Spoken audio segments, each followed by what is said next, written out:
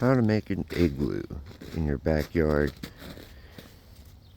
Normally what we do is take snowballs like rolling for a snowman, and we'll get them to be about 1 foot thick by about 18 inches long, and make a row around about maybe 12-foot diameter.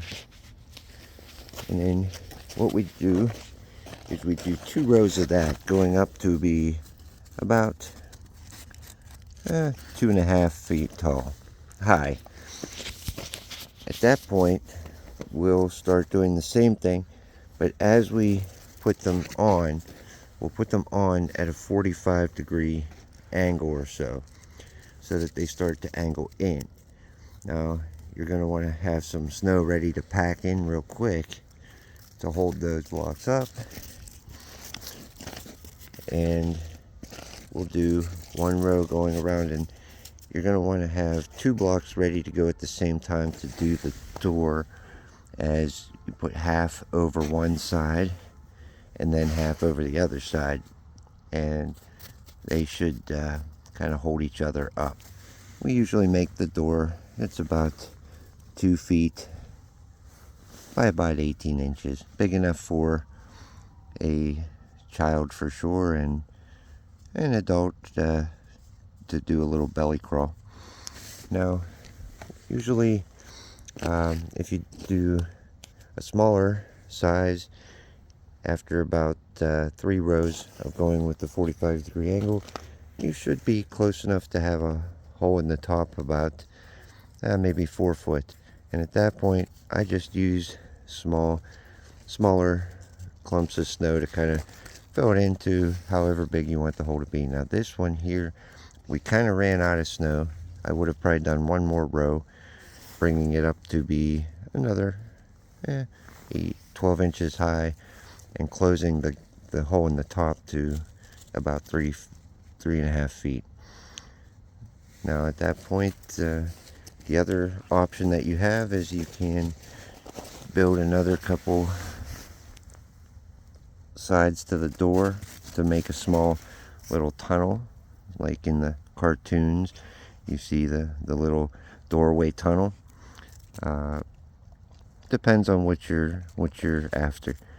If it is for survival, you're going to want that door to keep the wind out. We did learn that just having an open face door like this, the wind gets in and doesn't really warm it up much.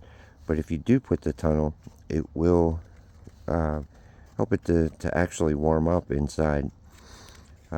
Also, if you do plan on having a small fire inside, it will warm it up real nice. But if you have the open face door, it will get very smoky and hard to breathe, and as opposed to just going out the top.